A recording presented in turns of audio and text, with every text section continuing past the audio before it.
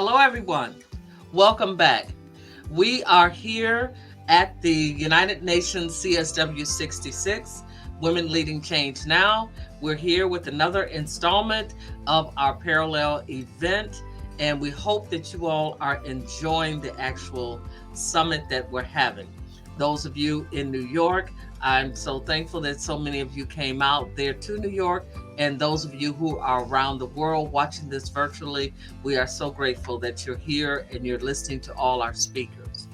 I'm your host, Yvonne Gamble, and I'm the CEO of Sanpete Financial Group. And as you know, we're venture capitalists. And I'm also the co-founder of Women Leading Change Now, and we are a political advocacy organization. Today, I have one of the highlights of the conference.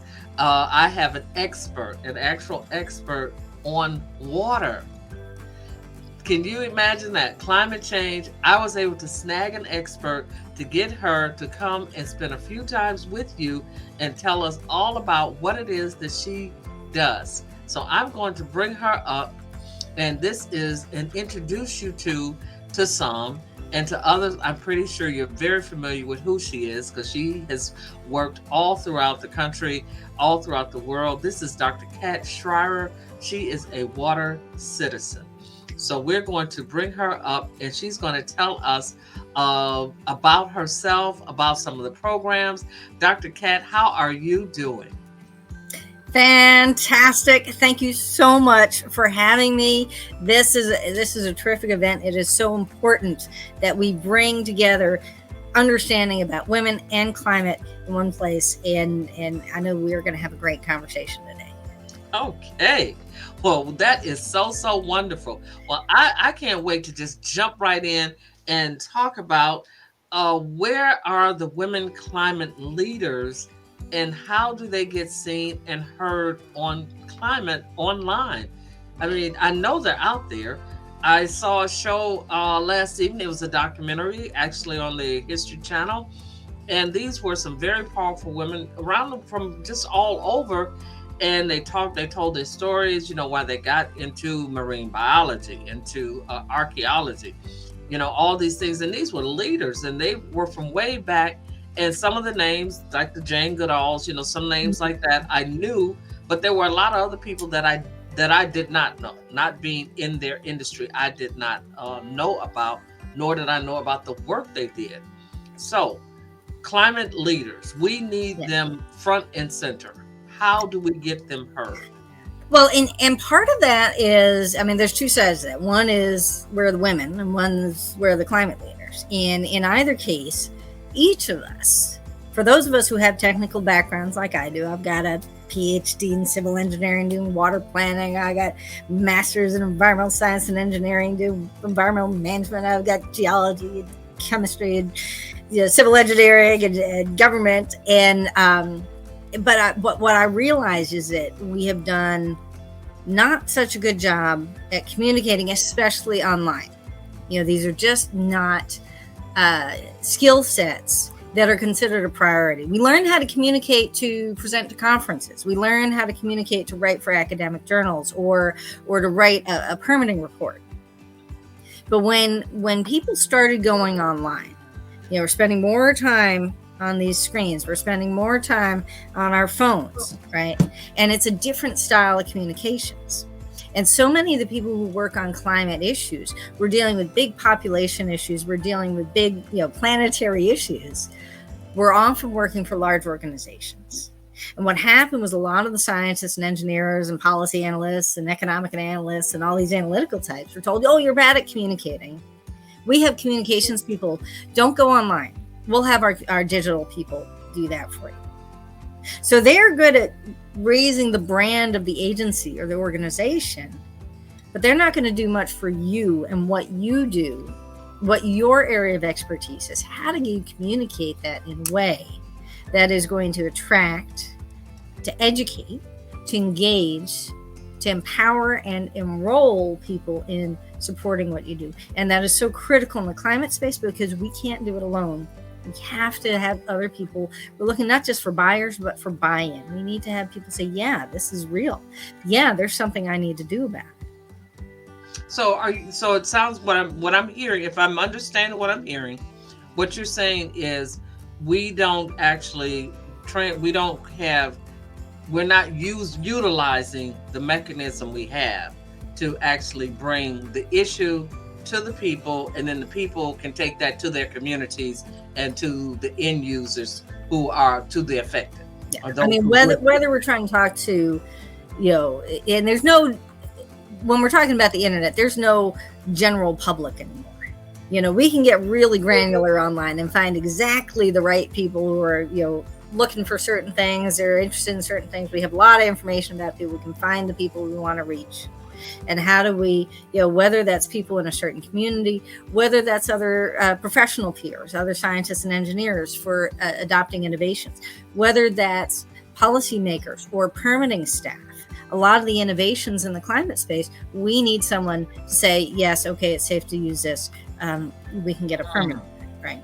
We need to have organizations, utilities, for example, water and energy utilities, adopt new innovations, to have corporations adopt new innovations. So it's not enough just to make some kind of innovation. We have to enroll people into actually using it and explain the benefits.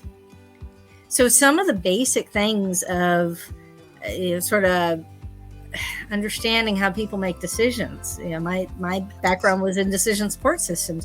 What we're doing online with online marketing and online course development and online program and things like, programs like this one are reaching a particular audience. How do we reach that audience? How do we make sure that we're addressing the right issues that the audience is going to connect with?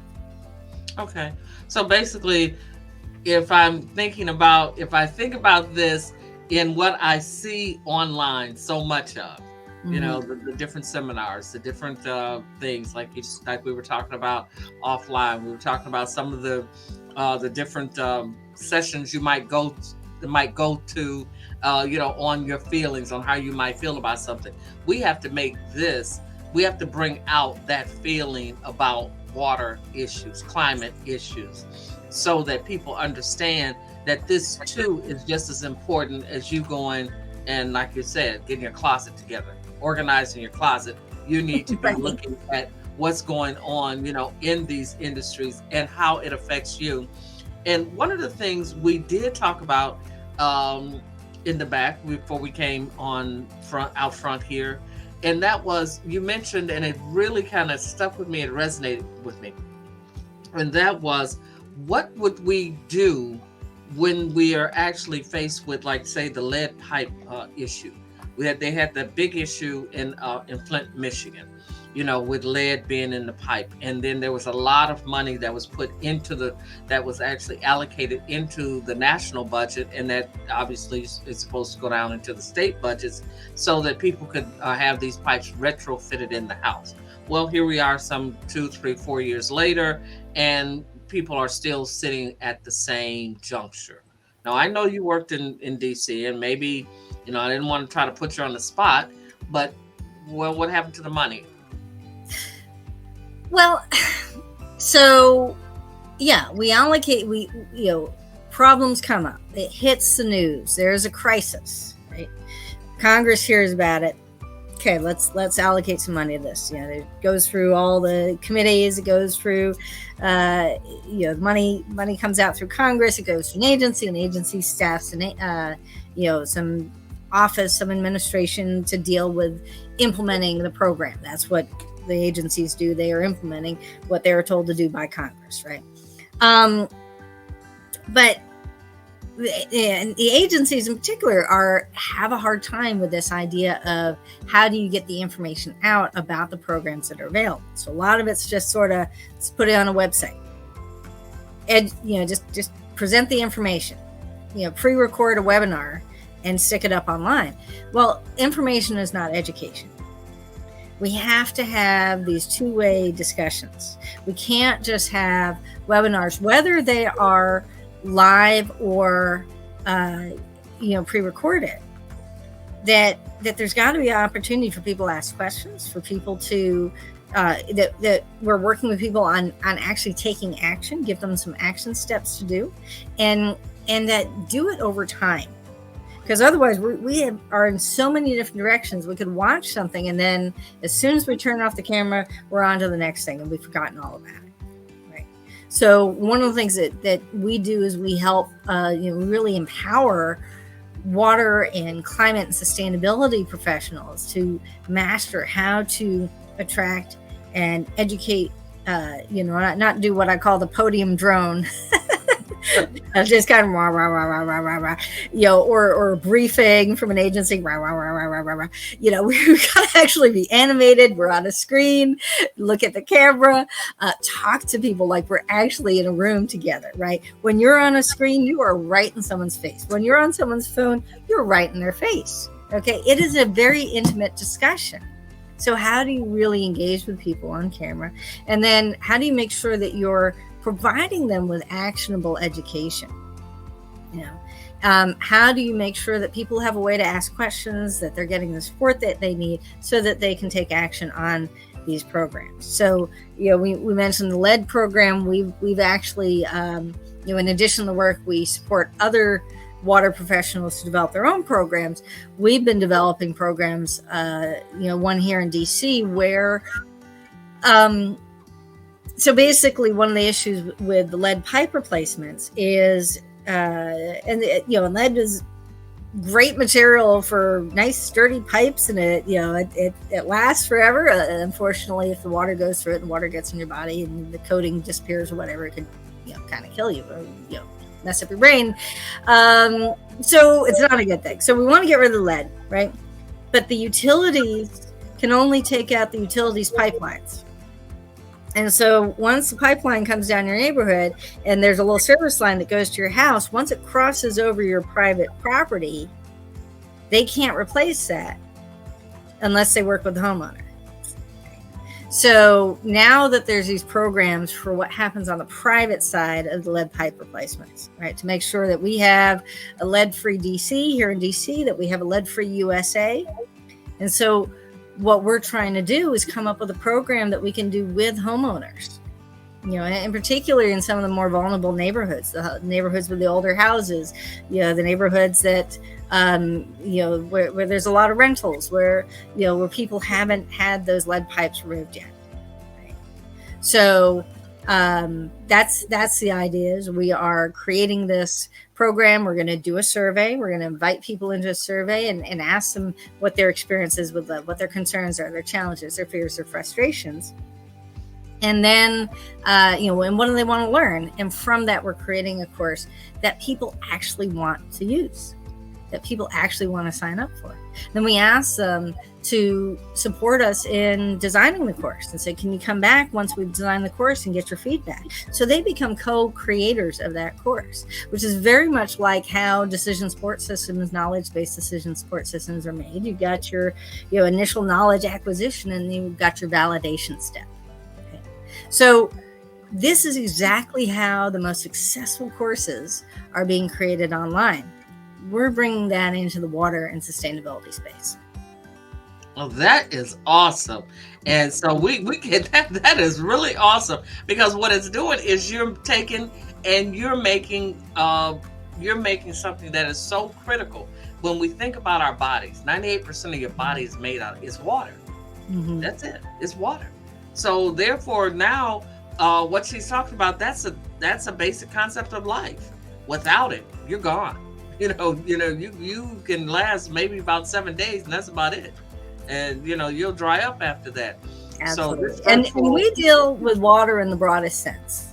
There's the water we drink. If you look at the sustainability goals for the UN, some like half of them have some kind of water related, whether it's weather, whether floods, weather related disasters, whether it's drinking water, whether it's wastewater, sanitation, it's a water supply, drought. These are all water related issues. So the technical skills for people like me who have, we've taken the right classes to get the degrees in water related, engineering, science, whatever. But then where you apply it, there's a lot of crossover. Okay.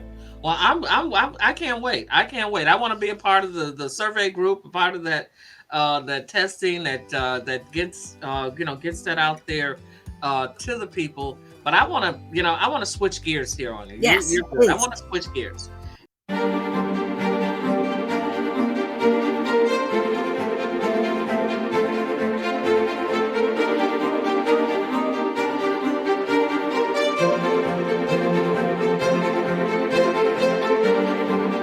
And what I want to know is this. Yes. And here's another hard question. This is a hard question, people. Because I want to know, are we winning or are we losing the climate change battle? Well, I think a big part of this is, I mean, climate change. There's many different aspects to it. There is the just measuring what climate change is occurring. There's mitigation. How do we respond to climate change? How do we prevent future climate change? So there's many different aspects of climate, and as a whole, people who are involved in any aspect of climate have done a very poor job of communicating about it. We've done a poor job of communicating in a way that educates and meets people where they are with their current understanding. We need to reach people with both their heads and their hearts, right?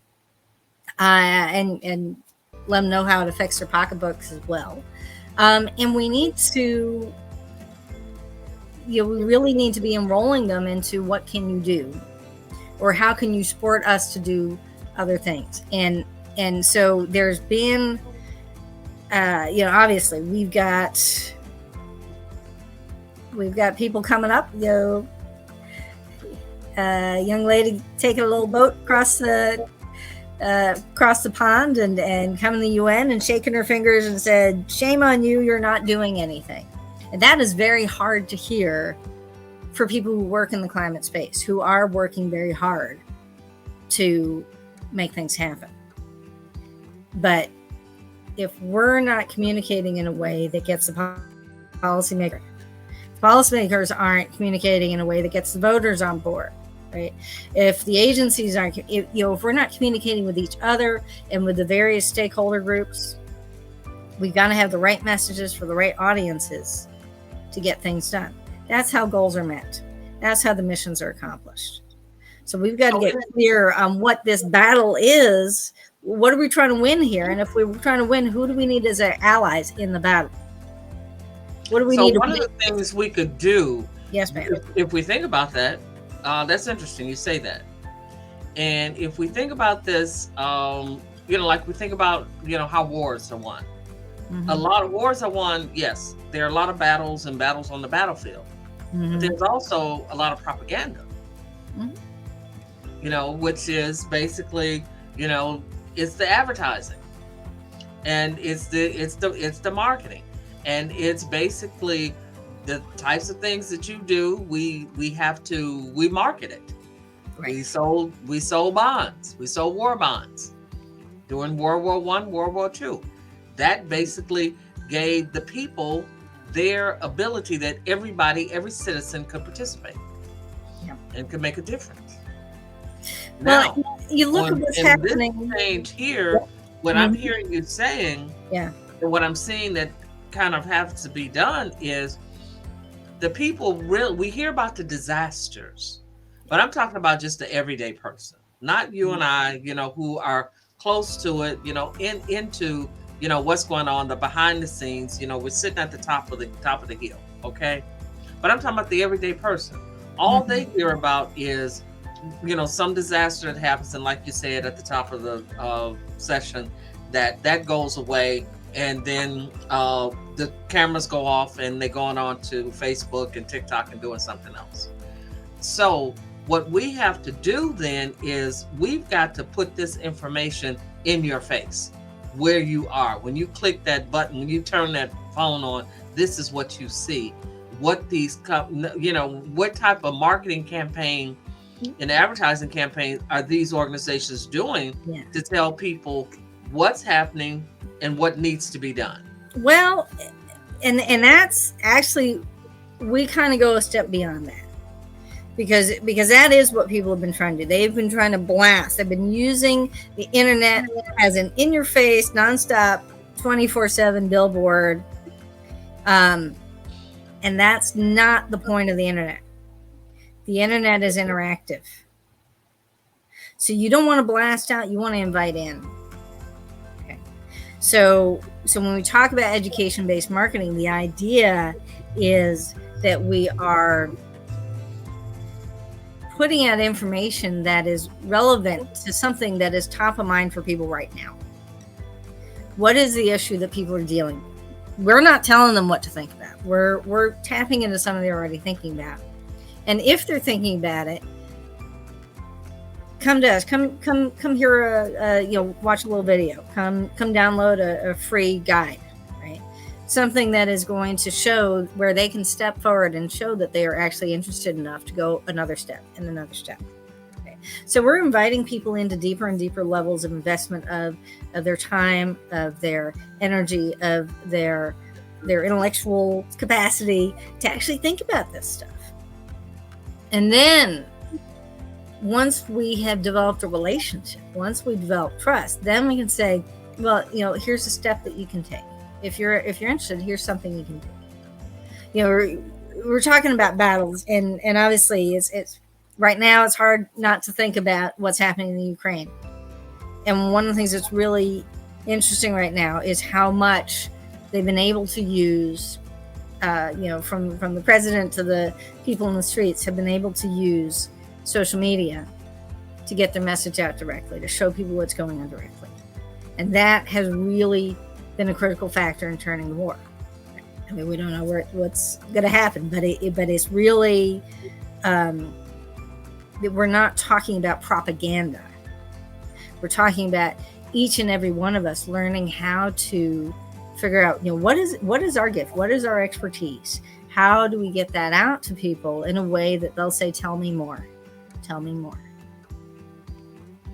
Okay.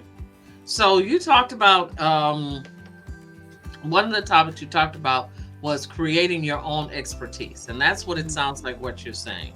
If I'm feeling comfortable and comforted with you, what you're doing, what you're saying. So you obviously have done something to create this bubble or this air of expertise around yourself. How then, women leaders, and we'll talk about that next in climate change, but how do you create your atmospheric per professional?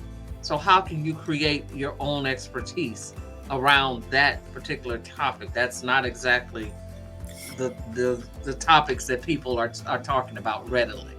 Well, and so you figure out what your niche is. Okay. Internet is not about mass marketing; it's about niche marketing. It's saying, this is me. I am the go-to expert. If you want to talk to someone about what impact of climate change on economically disadvantaged communities, or how climate-related fires are impacting endangered species, or whatever your area is. And then how do you make that relevant to the audience that you most need to reach? Whether that's professional peers, policymakers, and permitting staff, or specific areas of the public. Okay? And, how do you bring it to them where they're at, and how do you find those people who want to learn more? Okay. So one of the things that is challenging is a lot of the people who, at least when they get started working in climate, they have these general degrees in, civil engineering, geology, wildlife biology, whatever it is, environmental economics. But then they get into, working on various programs, policies, projects, what have you. And they might shift over time. So it's like, oh, I can do this, I can do that, I can do this. What do you want as your area of expertise? How do you want to be known? And how do you help draw some light on your areas of expertise? And over time, you may have more than one. Right? I mean, I've been an expert on aquifer storage recovery. I've been an expert on, water energy nexus. I've been an expert on women and water. So depending on the audience I want to speak to, I can highlight that. But how do I put out the right information that's going to have people say, oh, tell me more?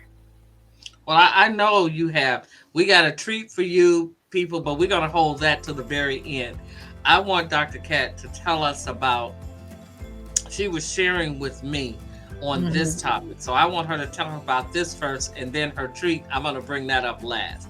So tell us about women as leaders in climate change. Yeah.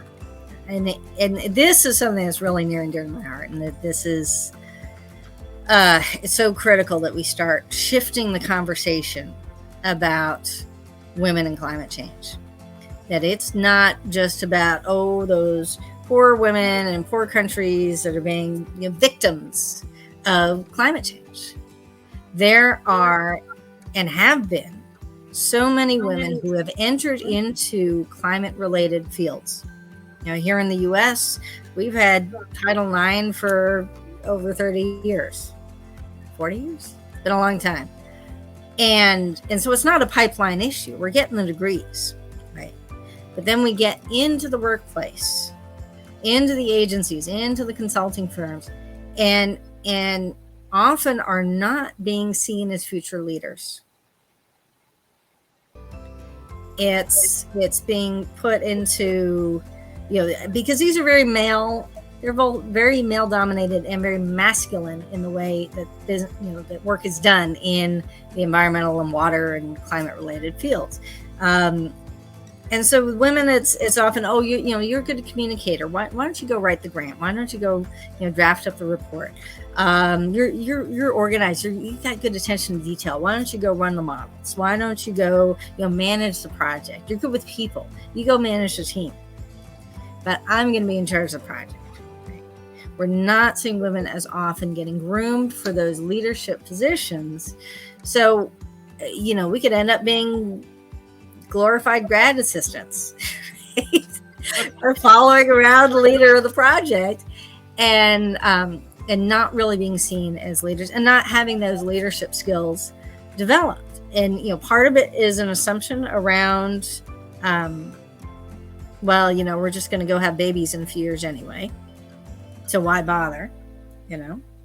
It's okay for women to play at being engineer for a few years, and then she's just going to get married and have babies and leave us anyway. And part of that is around the fact that the industry is really designed for people who have a stay-at-home partner to take care of the house and the kids. Mm-hmm. These can be very demanding. What do? We hear that across so many. We hear that just it's almost a general. It's almost a norm. Everybody, I can come up here, I can interview 50 people in different careers, different segments of the population, or what have you, and they all say the same thing. So what do we do? Yeah, well, and that is the critical question, because the studies about this, and then the dropout rate of women who have these degrees and then they're no longer in the field, a few years after college. It's how many more studies do we need? What we need is to address the problems. And that would take more time than we have to get into, whether it's how we address instances of harassment when they occur, which they do. Obviously it's not every man. I work with lots of guys. But when these instances come up, are we just brushing it under the rug? Are we telling the women to stay quiet so they don't cause a fuss? And how do we make sure that we're bringing women into leadership, and how do women take charge of their own area of expertise? How do women take charge of what they're known for, and not have to wait for a mentor? There's a lot of men who don't want to mentor women because they're worried that someone will think that there's something inappropriate going on. Or we have to wait for someone to say, well, we're going to have this guy over here. He's going to give the presentation at the conference. Or, well, yeah, you can go to the conference, but we don't have any budget for you to go. Right. So if you want to get out there, get your message out there, one of the best ways you can do it is learn how to speak online, learn how to teach online, learn how to create your own community, your own expertise, your own following online. Get known. Once people know you and they say, oh, yeah, I saw Yvonne. She does that great series for climate change with the United Nations every year, and it's a fantastic. You guys have to go talk to Yvonne. She's the best, okay? Because you're out here online. If we could have women learn how to get online, not do the podium drone. I love that podium drone. People, yes. Well, what I do know is that what DrCat has for you, she's got this. She's got the workshops. So what I love about this woman is this: she doesn't just say, "Oh, I think this is a great idea. This is something you should do." You know, that pointing the finger, somebody else. No, she does it. So I want her to have as our last word as we go out. I want her to talk about her workshop, and I want to talk the treat that she has for you. She's got some upcoming. She got a big, huge upcoming event here in March, and I want her to, just give you. Let me sit back. Go ahead, Dr. Cat. Take it away.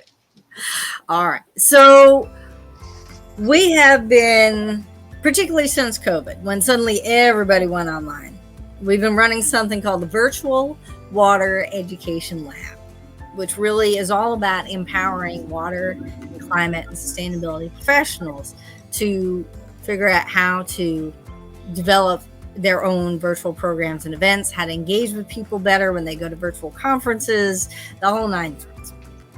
But not everybody can join the workshop. It's somewhat a competitive process. We want to have the best of the best in there. But we have a free workshop that we have coming up. So yes, you see there the Virtual Water Education Lab. That's the program that we're getting ready to have our third cohort coming up.